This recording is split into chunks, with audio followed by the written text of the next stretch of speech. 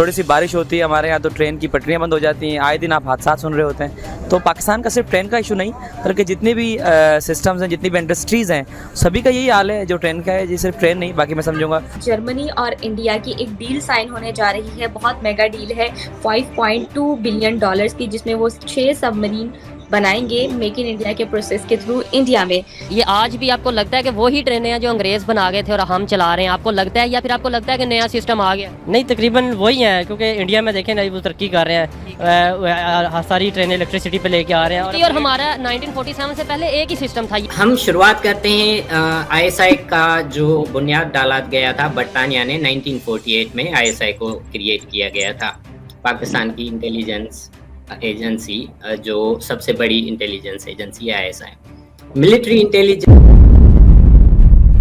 Hello दोस्तों, कुछ दिन पहले ही वंदे भारत बनाने के लिए कॉन्ट्रैक्ट्स ने बोली लगाई और इसमें फ्रेंच कंपनी ने सबसे कम बोली यानी कि 30,000 करोड़ में 100 वंदे भारत एक्सप्रेस ट्रेन बनाने का कॉन्ट्रैक्ट जीत लिया। दोस्तों, जो इंडिया की वंदे भारत एक्सप्रेस ट्रेन है उसका जो कॉन्ट्रैक्ट है वो फ्रांस की कंपनी ने जीता। कॉन्ट्रैक्ट के तहत 100 से 200 वर्कर वंदे भारत एक्सप्रेस के ऊपर काम करेंगे और इससे अच्छी बात यह है कि जो अभी वंदे भारत ट्रेनें चल रही हैं ये उनसे अलग ही होगी। मतलब ये कि जो पहले ट्रेनें चल रही हैं इसमें बॉक्स बने होंगे और काफी टेक्नोलॉजी यूज होगी और ये भारत के लिए काफी बड़ी अचीवमेंट है।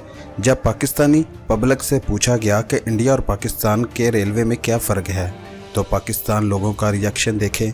वीडियो शुरू करने से पहले अपने चैनल टुडे फॉलो न्यूज़ को सब्सक्राइब करें, वीडियो को लाइक करें, शेयर करें और कमेंट में अपनी राय का इजहार जरूर करें। चलो दोस्तों, वीडियो शुरू करते हैं। ना सिर्फ 180 किलोमीटर पर आवर की स्पीड से चलती है, बल्कि बुलेट ट्रेन का रिकॉर्ड भी तोड़ा है, यानी कि स्टार्ट होने के बाद 52 सेकंड में 100 किलोमीटर की स्पीड तक चली जाती है। बात करें पाकिस्तान के रेलवे सिस्टम की और इंडिया के रेलवे सिस्टम की, तो 1947 से पहले तक दोनों सिस्टम एक ही थे, एक ही तरह की ट्रेन यहाँ पर चलती थी और वहाँ पर भी वैसी ही ट्रेन चलती थी। आज अगर बात की जाए रेलवे सिस्टम के डेवलपमेंट की, तो इंडिया बहुत तेजी से डेवलप हो चुका है। ना सिर्फ डेवलप हो चुका है बल्कि प्रॉपर अपने मैन्युफैक्चरिंग भी, रेल के जो इंस्ट्रूमेंट्स वगैरह होते हैं, इवन व्हील वगैरह होते हैं, वो भी खुद मैन्युफैक्चर करने लगा है। अभी भी ओवर टिकटिंग होती है, इंफ्रास्ट्रक्चर हमारा वही पुराना है। और अगर रेलवे के अंदर फैसिलिटीज़ की बात करें, ट्रेन के अंदर जो फैसिलिटीज़ हैं, आपको लगता है कि वाईफाई का सिस्टम है, LCDs वगैरह है? ऐसी कोई बात नहीं है। वॉशरूम ठीक है? नहीं, बिल्कुल भी नहीं है।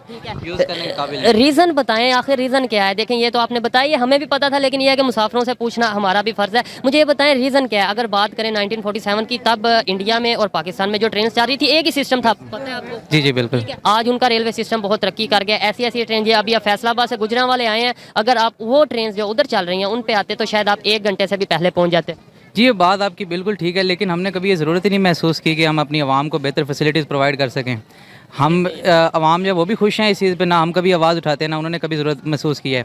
अब इसके बरक्स आप प्राइवेट कंपनीज़ को देखें जो बसेस वगैरह चला रहे हैं, तो वो वहाँ पे फिर प्रोवाइड की जा रही है। फिर रेंट किराया जो सा वो बहुत ज़्यादा है ना। वो आपकी बात ठीक है, लेकिन वो प्राइवेट कंपनीज हैं सारे, उन्होंने अपने एक्सपेंसेस भी देखने होते हैं। किराया कितना था ये जो आपने बोला 180 किलोमीटर? ऑलमोस्ट 170। तो इसका किराया कितना? ऑलमोस्ट 260 है। आज हम बात करने वाले हैं रेलवे स्टेशन के बारे में, कंपैरिजन करेंगे पाकिस्तान और इंडिया का। अगर हम बात करें 1947 में जब सेपरेशन हुई थी, तब सेपरेशन में एक तरह का रेलवे निज़ाम, एक तरह की सिचुएशन में पाकिस्तान और इंडिया को मिला था। लेकिन अगर हम आज बात करें तो इस वक्त पाकिस्तान का रेलवे निज़ाम बिल्कुल ही नाकारा हो चुका है।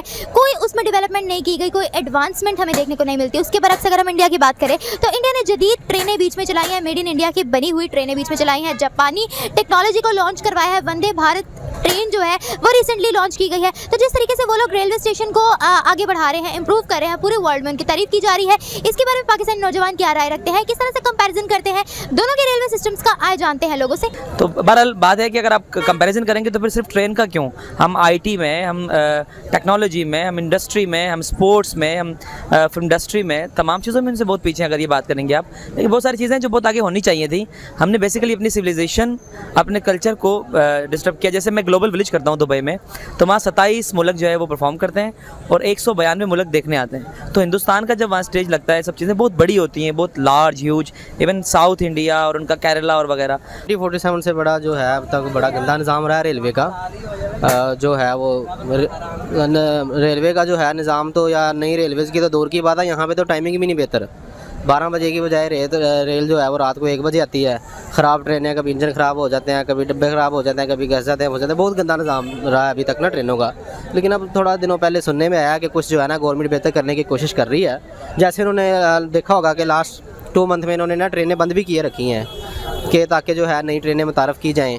सर ये तो बहुत बार इनकी हम लोगों ने पॉलिसी सुनी है कि ऐसी ट्रेनें बनाई जाएंगी, वैसी ट्रेनें बनाई जाएंगी, लेकिन इम्प्लीमेंटेशन उस पर होती ही नहीं है। फिर से वही जो है पुरानी ट्रेनें उसका इस्तेमाल किया जाता है, जिसमें हमारे लोग जो है वो सफ़र करना भी पसंद नहीं करते। बिल्कुल ऐसे है, बिल्कुल ऐसे है। ये तो आप ठीक कह रही हैं। इसी तरह से सम टाइम इन्होंने ना हर बार एक्शन लिया है कि जनाब अली निज़ाम जो है मुतारिफ़ करवाते हैं, ट्रेनें नहीं लेके आते हैं। हर बार जो है इनके जो है वो वादे वाइद जो हैं वो वादे तक ही रह जाते हैं।